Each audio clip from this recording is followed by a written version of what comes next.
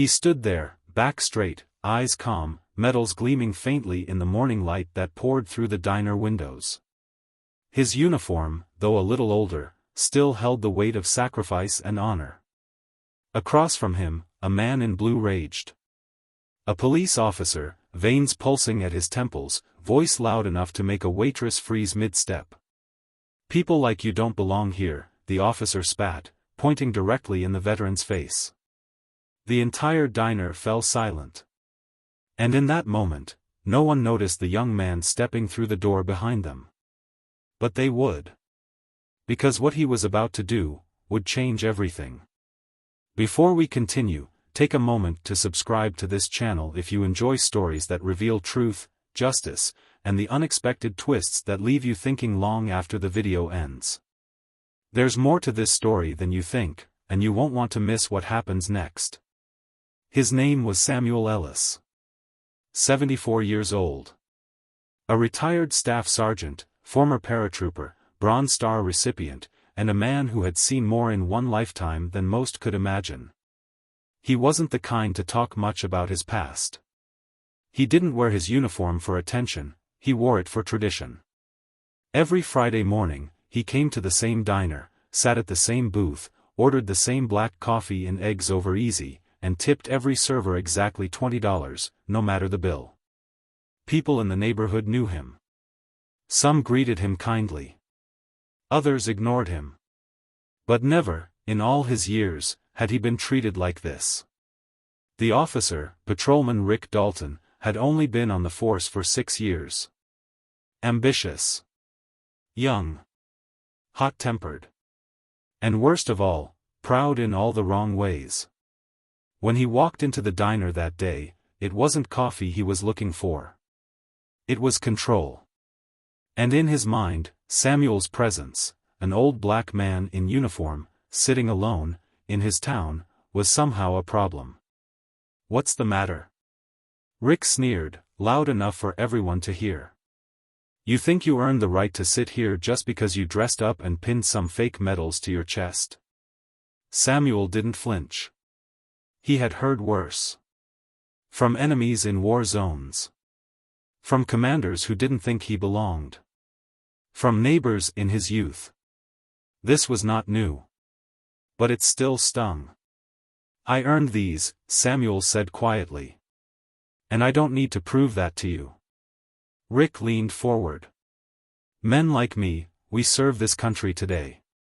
Not in some dusty memory from a war no one talks about anymore." Someone in the corner whispered, "Is he serious?" The waitress, Maria, froze behind the counter, her eyes wide and afraid to interfere. Rick pointed to the door.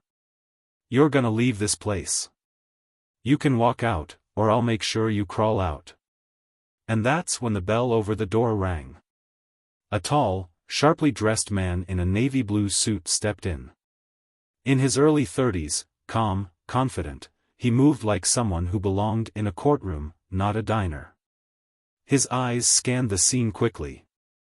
That man was David Ellis, Samuel's son.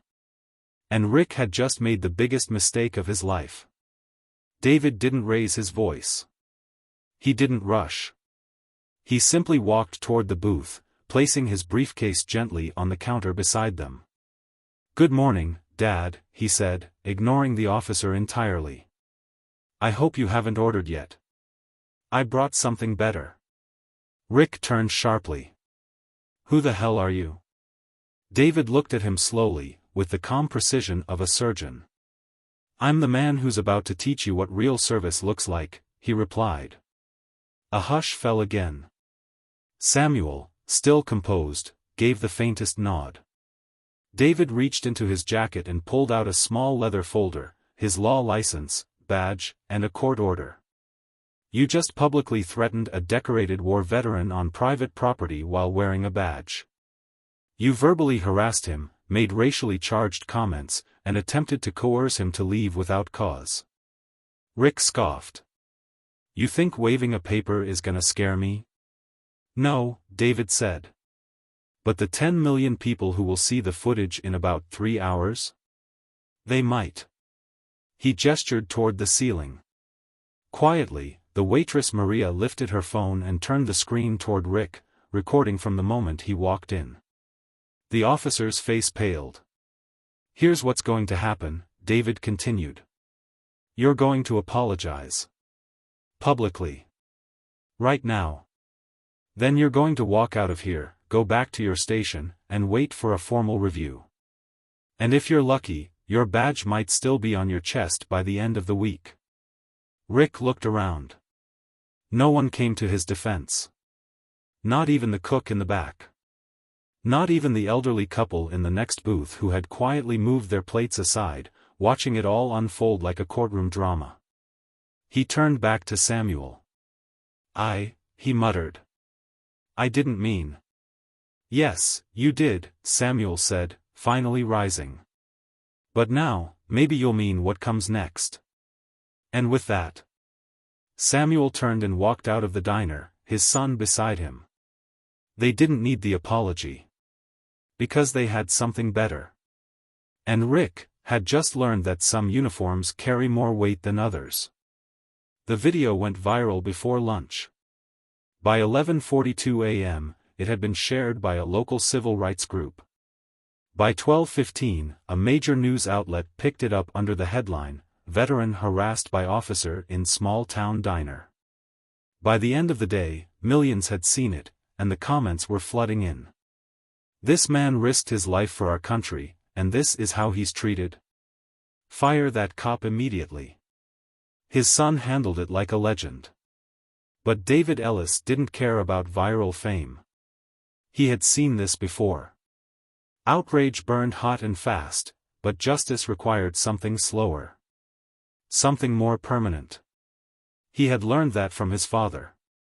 Growing up, David didn't understand why his father never spoke about the war. He would see the medals, the framed photo of a younger Samuel in uniform, standing among his unit, eyes clear and determined. But Samuel never glorified his service.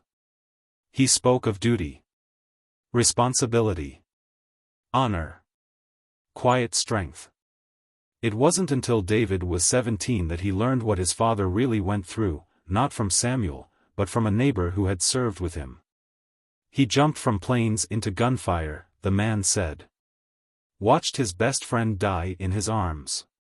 Got shot twice. And he came back not to applause, but to silence. That silence shaped David. He became obsessed with justice, not the loud, performative kind, but the kind built on facts, law, and accountability. He graduated top of his class in law school, clerked under a federal judge, and eventually started a civil rights law firm focused on misconduct and abuse of power. So when he saw the officer harassing his father, it wasn't rage that consumed him. It was purpose. At the police station, Rick Dalton sat with his hands clenched. His commanding officer had called him in the second the video hit the department's inbox. "Do you have any idea what you've done?" the captain asked, voice low and stern. Rick tried to defend himself. He was being confrontational. He was provoking me. He said nothing, Rick. You walked in and went after him for no reason. That man is a war hero. But he looked, Rick started. Careful, the captain said, narrowing his eyes. Because whatever you say next may determine whether you ever wear this badge again. Outside the room, reporters had already begun gathering. Inside, Rick's world was falling apart. Meanwhile, David was preparing something much bigger than just a viral video. He had already filed an official complaint with the city's Civilian Review Board. He gathered witness statements, reached out to Maria, the waitress who had filmed the video, and even contacted the diner's owner, who was horrified by what happened. I didn't know it got that bad, the owner said. Sam's been coming here longer than I've owned the place. David didn't smile. Now you do. By the next day, David had built a case not just against Rick Dalton, but against a broader pattern of harassment in that department. He uncovered 5 other complaints, all quietly buried, 2 from veterans, 1 from a disabled man, and 2 from teenagers who were never taken seriously. He didn't stop. Because for David, this wasn't about revenge. It was about dignity. Justice. And the promise his father had always lived by, to stand, even when standing was hard. The city called a press conference. They wanted to control the narrative. The mayor issued a statement about respect for veterans. The police chief promised an internal investigation. But the public wasn't satisfied. Not this time. Because the face of injustice wasn't a faceless report, it was a video. A uniform. A finger pointed in hatred. And a man who never raised his voice in response. Samuel hadn't spoken to the press. He hadn't posted anything online. But when a reporter caught him walking out of a local grocery store, she asked, "How do you feel about what happened?" Samuel paused, then said quietly, "It's not the first time someone told me I didn't belong. But I didn't fight for a country that's perfect. I fought for a country that's supposed to try." That line alone made national headlines. But Rick wasn't done. The pressure mounted. Protests began forming outside the station. The department placed him on leave. His union advised him to stay quiet, but he didn't listen. Instead, Rick went on a podcast run by a fringe group known for spinning narratives about cancel culture and false accusations. He claimed he was set up. That the video was edited. That David Ellis was just another angry liberal trying to take down the police. He had no idea that David was watching. And preparing. 3 days later, David filed a civil suit, not just against Rick Dalton personally, but against the city, the department, and the chain of command that allowed the abuse to continue. The lawsuit gained traction instantly. Prominent legal analysts praised its construction. Civil rights leaders rallied behind it. And Samuel? He just kept showing up at the diner. Same booth. Same order. Same calm. But the town had changed. People stopped pretending they didn't see him. Kids waved. Strangers paid for his meal. Someone left a note that said, "You do belong here. Thank you." And still, he said nothing. Because for Samuel Ellis, this was never about noise. It was about legacy. And justice was just beginning. The courtroom was packed. Journalists filled the back rows. Law students stood along the walls. Local residents who had once walked past Samuel without a second glance now sat in silent attention, eyes locked on the man whose quiet dignity had ignited a movement. At the front table, David Ellis stood beside his father, no longer just a son seeking justice, but an attorney carrying the weight of a community's trust. And on the defense side, Rick Dalton sat pale, shoulders slumped, no badge on his chest. His attorneys had tried to delay the hearing. They filed for dismissal. They argued the case was overblown, media-driven, politically charged. But the judge disagreed. Because what had started as a single incident, had become a symbol. David opened with no theatrics. He simply stood and spoke, "This case is not about one man. It is about the kind of country we claim to be. A man served this nation with honor. He asked for nothing in return. But when he walked into a diner, wearing the same uniform he nearly died in, he was treated like an enemy. Not by a stranger. Not by a criminal. But by the very people sworn to protect him." He paused, letting the words sink in. "You will hear arguments about policy, authority, discretion. But what you saw in that video wasn't policy, it was prejudice. It was disrespect. It was fear dressed in uniform. And it's time we decide, as a nation, if that's the standard we accept." The courtroom remained still, every word landing like a drop of water on stone. Then it was the defense's turn. They painted Rick as a loyal officer under pressure. They said he was having a bad day. That the video lacked context. That perhaps Samuel had said something off camera. But no one believed it. Because the footage was clear. Because the silence of Samuel's response spoke louder than any justification. And because David had come prepared, with testimony, timelines, evidence of repeated misconduct. It was never a fair fight. Outside the courthouse, the crowd grew. Not in protest, but in solidarity. Veterans from different branches, races, and generations stood shoulder to shoulder, many in partial uniform, holding signs that read, "He belongs." Some had tears in their eyes. Others saluted as Samuel passed. But Samuel never walked with his chest puffed out. He walked slowly. Steadily. Like a man who had waited long enough to be seen.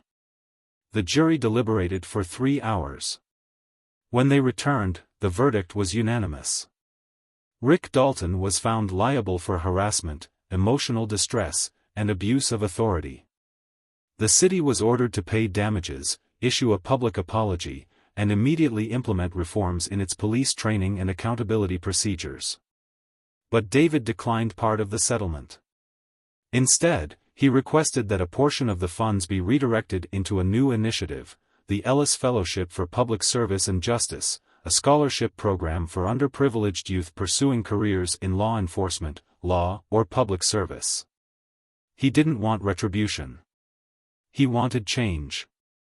And that's exactly what happened. Months later, things had shifted. Rick Dalton lost his badge, then left the state. He tried to rebuild elsewhere, but the video followed him. Not out of spite, but out of truth.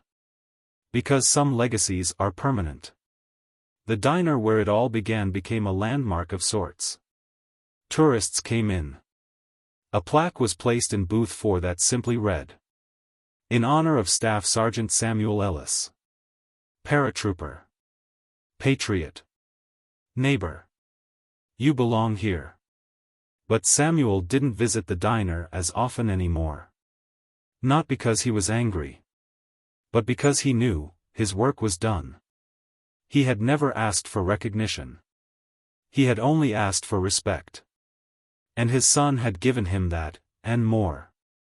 One quiet Saturday, as they sat together on a park bench watching the sunrise, David turned to his father. "Do you ever wish it hadn't happened?" Samuel shook his head. "No. Because it didn't change me. It changed them." Sometimes, the loudest battles are won with silence. Sometimes, the strongest warriors never raise their fists. And sometimes, the greatest victories aren't the ones that go viral, they're the ones that restore dignity, heal wounds, and light the way forward. If this story moved you, take a moment to subscribe to our channel. These are the stories that deserve to be remembered, and by subscribing, you're helping to share them with the world. Leave a comment below, what does respect mean to you? And don't forget to like this video if you believe real heroes walk among us every day. Because in a world that often forgets, stories like this remind us. Some uniforms never fade. And real justice starts with remembering who really served.